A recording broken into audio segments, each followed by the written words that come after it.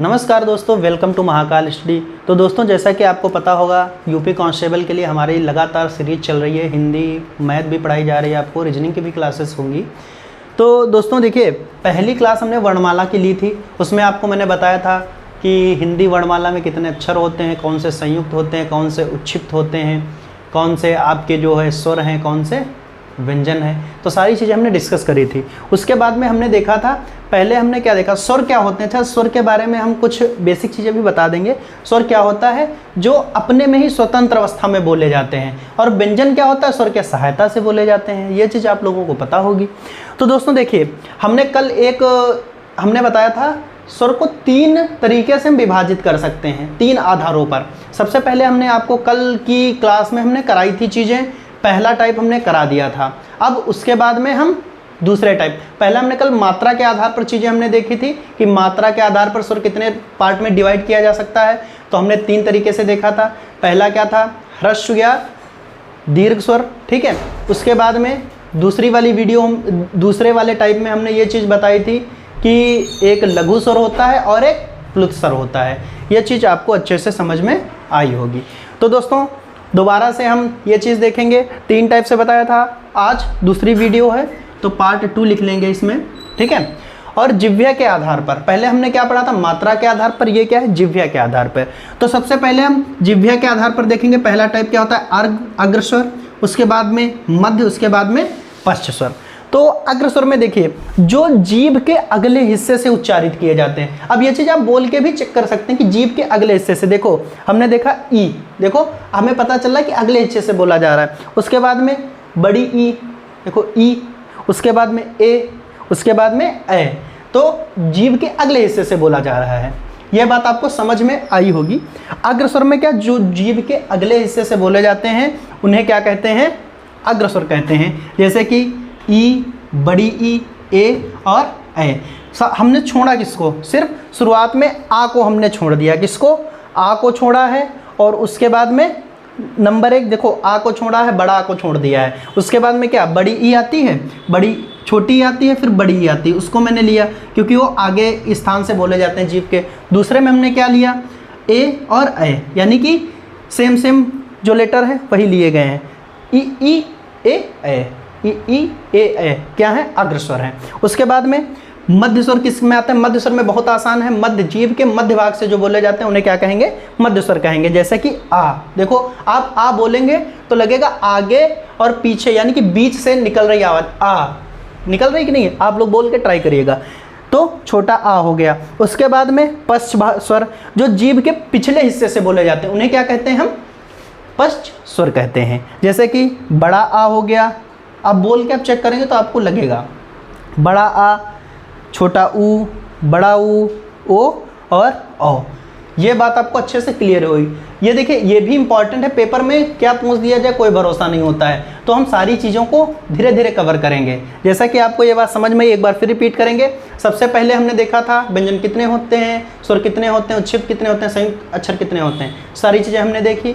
उसके बाद में स्वरों की संख्या हमने आपको बताई ही थी, 11 होती है। तो 11 में भी उसे कितने तरीके से विभाजित कर सकते हैं, तो 3 तरीके से हमने बताया था, ठीक है। पहला हमने कल मात्रा के आधार पर पढ़ा दिया था आपको, 3 प्रकार के होते हैं। उसके बाद में आज हम जिह्वा के आधार पर आपको बता रहे हैं। जिह्वा के आधार पर 3 प्रकार के होते हैं, अग्रस्वर, मध्य स्वर, पश्च स्वर। अग्रस्वर कितना होता है, कैसे डिफिनेशन क्या होती है, जो जीभ के अगले हिस्से से उच्चारित होते हैं। जो जीभ के अगले हिस्से से उच्चारित होते हैं उन्हें क्या कहेंगे, हम अग्रस्वर कहेंगे। जैसे कि छोटी ई, ऐसे याद कर लो, ई ए, ऐसे याद करना है। उसके बाद में मध्य स्वर बहुत आसान होता है। मध्य स्वर में केवल छोटा आ आएगा। देखो आ आप बोलेंगे तो आपको पता चलेगा मुंह के बीच के भाग से हमारा उच्चारित हो रहा है। उसके बाद में पश्च स्वर हमने देखा, जो जीभ के पिछले हिस्से से बोले जाते हैं। तो इनको छोड़ करके जो बचेंगे भाई, अग्र और पश्च। अगर अग्र और मध्य आप याद कर लेंगे तो पश्च वाला तो ऑटोमेटिक कर ले जाएंगे। तो देखो अग्र वाला कैसे याद करना है, ई ए, अग्र हो गया। पश्च वाला छोटा। अब बचे कितने आपके, जो बचे हैं वो क्या हो जाएंगे, पश्च हो जाएंगे। जैसे छोटा आ हो, बड़ा आ हो गया, क्योंकि छोटा आ यहाँ पे आ चुका है। बड़ा आ, उ, ओ और औ। ये बात आपको अच्छे से समझ में आई होगी। तो दोस्तों आई होप वो बात आपको समझ में आई है कि दूसरे नंबर पे हमने क्या कहा, दूसरे नंबर की बात करी हमने। अब तीसरा नंबर आ जाता है इसी का, स्वरों को बांटने के लिए तीसरा टाइप क्या है? तीसरा टाइप मुख के खुलने के आधार पर। भाई मुख कितना खुलेगा तो कौन अक्षर निकलेगा, ये चीज़ है सिंपल सी। तो विवृत स्वर होता है एक होता है अर्धविवृत, एक संवृत और एक अर्ध संवृत। इससे क्वेश्चन हमारे हिसाब से कई एग्जाम में पूछे भी गए हैं और इम्पॉर्टेंट क्वेश्चन बनते भी हैं।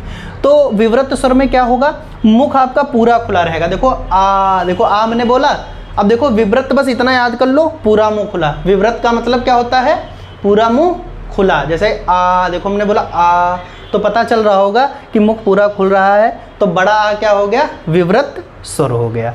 ठीक है, ये बात समझ में आई। उसके बाद में अर्धविवृत होता है। अर्धविवृत में मुख आधा खुला रहेगा, जैसे कि आ, देखिए आधा खुलेगा आ, फिर ए और ओ, तो 3 अक्षर क्या हो जाएंगे हमारे अर्धविवृत। तो हमने सबसे पहले क्या देखा, विवृत स्वर देखा, मुख पूरा खुला हुआ हो। ठीक है, इसमें बड़ा आ आएगा। देखो बड़ा आ बोलने पे पूरा पूरा मुख खुल जा रहा है, तो क्या हो गया, विवृत हो गया। अर्धविवृत में मुख आपका आधा खुला रहेगा, जैसे कि आ, छोटा आ, फिर ए, फिर उसके बाद में ओ। ठीक है, उसके बाद में संवृत स्वर आता है, मुख लगभग आपका बंद रहेगा। जैसे ई, देखो ई, मुंह खुल रहा है क्या, बड़ी ई नहीं मुंह खुल रहा है, फिर ऊ, फिर ऊ। तो इसमें मुख खुलना बिल्कुल लगभग मान के चलते हैं कि इसमें मुख नहीं खुल रहा है, और आप ये चीज़ अपने आप से भी बोल के चेक कर सकते हैं। याद करने का सबसे बेस्ट तरीका यही है। तो विवृत में हमने क्या देखा, मुख पूरा खुला हो, बड़ा आ बोले कि आ बोला हमने, देखो पूरा पूरा मुख खुल गया। उसके बाद अब अर्धविवृत में आ, ए, ओ, मुख थोड़ा सा खुला, बहुत ज़्यादा नहीं खुला, थोड़ा सा आधा खुला। उसके बाद में संवृत में बिल्कुल बंद हो जाएगा, मुख क्या हो जाएगा, बिल्कुल लगभग बंद हो जाएगा। जैसे कि ई, देखो ई उ हमने बोला मुख क्या हो रहा है हमारा, बंद रह रहा है। उसके बाद में अब देखो आपने विवृत देख लिया, बड़ा आ हो गया। अर्धविवृत देख लिया, आ, ए, ओ हो गया। उसके बाद में संवृत स्वर में क्या हो गया, ई उ हो गया आपका। और अर्ध संवृत में मुख आपका आधा बंद होगा, क्या होगा, आधा बंद होगा। जैसे कि ए और ओ, ए ओ, यानी कि लगभग सेब संवृत की तरीके से ही अर्धविवृत है, उसी तरीके से आपकी ध्वनि निकल रही है। लेकिन इसमें फ़र्क कितना है, फ़र्क ये है कि मुख जो है हल्का सा बिल्कुल खुला रह सकता है या फिर आधा बंद रह सकता है। तो ये चीज़ आपको बिल्कुल समझ में आई होगी। ऊपर के 3 आप तैयार कर लें, चौथा वाला तो ऑटोमेटिक आपका तैयार हो जाएगा। जैसे कि पहला क्या है, विवृत है, विवृत में बड़ा आ गया। उसके बाद में आपका क्या है, अर्धविवृत स्वर है। अर्धविवृत में मुख आधा खुला रहेगा, जैसे कि आ हुआ, ए हुआ, औ हुआ। उसके बाद में संवृत सबसे आसान है, मुख पूरा बंद रहेगा, क्या रहेगा, मुख पूरा आपका बंद रहेगा। जैसे कि छोटी ई, बड़ी ई, उसके बाद में छोटा ऊ और बड़ा ऊ। ठीक है, ये बात भी आपको अच्छे से समझ में आई होगी। तो आपके स्वरों के 3 प्रकार आपके खत्म। इसके बाद हम व्यंजन के बारे में जानेंगे। तो दोस्तों जैसा कि आपको मैंने बताया कि स्वर कितने टाइप के होते हैं, 3 टाइप के होते हैं। सारी चीज़ें हमने स्वरों के बारे में क्लियर कर ली। अब हम बात करते हैं व्यंजन के बारे में। टोटल हमने 33 व्यंजन आपको बताए थे। 33 में से 25 व्यंजन जो हैं, का खा गा घा अंगा, चा छा जा झैया, टा ठा डा डा अड़ा, ता था दा दा ना, पा फा बा मा, ये टोटल 25 हैं। कितने हैं, 25। तो इन्हें वर्गीय व्यंजन बेटा बोलते हैं। क्या बोलते हैं, वर्गीय व्यंजन। वर्गीय व्यंजनों की संख्या कितनी होती है, 25 होती है। तो इन्हीं वर्गीय व्यंजनों में से 16 जो होते हैं स्पर्शी व्यंजन है, 4 आपके स्पर्श संघर्षी व्यंजन है, और 5 व्यंजन जो हैं नासिक के व्यंजन है। तो नासिक व्यंजन आप समझ गए होंगे, ये वाले 5 क्या हैं, नासिक के व्यंजन है। ये वाले 5 कौन कौन से बेटा, अंगा, इया, अड़ा, ना और मा, इन्हें क्या बोलेंगे, नासिक के व्यंजन बोलेंगे।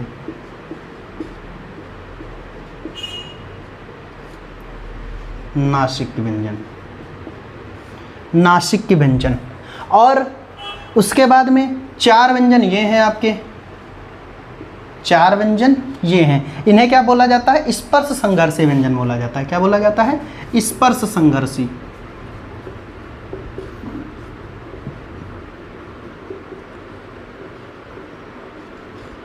स्पर्श संघर्षी व्यंजन कौन कौन से, चा छा जा झा, ये क्या है, स्पर्श संघर्षी व्यंजन है। 5 आपके नासिक की हो गए, तो 5 और 4 9 हो गए। 25 में से 9 आपका माइनस हो जाएगा, बचेगा कितना, 16। 16 जो व्यंजन ये बचे हुए हैं, एक ये वाले, ये इधर कितने व्यंजन हो गए, 12 हो गए, और 4 ऊपर वाले मिला करके। ये कितने हो गए आपके? 16 व्यंजन हो गए। इन्हें क्या बोलते हैं? स्पर्शी व्यंजन बोलते हैं। क्या बोलते हैं? स्पर्शी व्यंजन बोलते हैं। तो इधर हम नोट करके ऐसे कर लेंगे, ये क्या हो जाएंगे? स्पर्शी व्यंजन हो जाएंगे। स्पर्शी व्यंजन आपको अच्छे से समझ में आया होगा। स्वरों को हमने 3 टाइप से बांटा था। व्यंजनों में टाइप बहुत ज़्यादा तो नहीं है, सीधे सीधे केवल 25 व्यंजन लिखने हैं आपको। 25 में कौन? का खा गा गंगा, चा छा जा जाइया, टा ठा डा अड़ा, ता था दा धा, ना पा फा बा भा मा, इतना लिखेंगे। इसमें से इधर लास्ट वाले, जो लास्ट वाले हैं, नासिक, नाक से आवाज़ आ रही होगी, आप समझ पा रहे होंगे। अंगा देखो निकला, अंग निकल रहा है। इया नाक से आवाज़ आ रही है, आड़ा नाक से आवाज़, ना नाक से, मा नाक से। तो ये नासिक के व्यंजन हो जाएंगे। और ये चा छा जा झा कितने हो गए? इस पर संघर्षी व्यंजन हो गए। उसके बाद में बचे रिमेनिंग 16 का खा गा गंगा, और फिर चा वाली लाइन छोड़ करके टा ठा डा ढा अड़ा, केवल टा ठा डा ढा इतना तक देखना है। ये तो नासिक के हो जाएंगे। केवल का खा गा घा, का खा गा घा यहाँ तक जाना है। उसके बाद में टा ठा डा ढा यहाँ तक, ता था दा धा, फिर पा फा बा भा यहाँ तक आना है। ये आपके 16 क्या हो जाएंगे? स्पर्श। ये 4 आपके ये स्पर्शी व्यंजन आपके 16 हो जाएंगे। स्पर्श संघर्षी व्यंजन आपके 4 हो जाएंगे, और साथ साथ में नासिक व्यंजन आपके 5 हो जाएंगे। टोटल 25 व्यंजनों को इनको क्या बोलते हैं? वर्गीय व्यंजन बोलते हैं। उसके बाद में एक होते हैं अंत्यस्थ व्यंजन और एक होते हैं ऊष्मी व्यंजन। अंत्यस्थ में कौन कौन से आते हैं? या, रा, ला, वा। उसके बाद में सा और हा। इसको खा भी बहुत लोग उच्चारित करते हैं, तो सा खा और हा, यानी कि तीनों सा हो जाएंगे और हा ये क्या हो जाएगा? ऊष्मी। पेपर में ऐसे पूछेगा इनमें से कौन सा ऊष्मी व्यंजन नहीं है, या फिर क्या पूछेगा पेपर में इनमें से कौन सा ऊष्मी व्यंजन है। जैसे कि आपको 4 ऑप्शन दे देगा, इसमें से पूछेगा कौन सा है, तो कौन सा आपको जैसे देगा टा ठा और ला दे देगा और एक हा दे देगा। तो आप क्या लगा देंगे? ऑप्शन नंबर जो भी दिया होगा हा वाला वो आप टिक कर देंगे। और अंतस्थ भी पूछ सकता है, तो या, रा, ला, वा 4 व्यंजन आपके अंतस्थ हो जाएंगे। जैसा कि ये वीडियो आपके लिए बहुत हेल्पफुल रहेगी और सारी चीज़ें वर्णमाला की स्वर और व्यंजनों की क्लियर हो चुकी हैं। कल हम क्या डिस्कस करेंगे? अल्प प्राण और महाप्राण के बारे में डिस्कस करेंगे। उसके बाद में घोष और सघोष, कल ये सभी चीज़ें हम खत्म कर देंगे। फिर आपकी आगे की क्लास में जो होगा वो हम बताएंगे।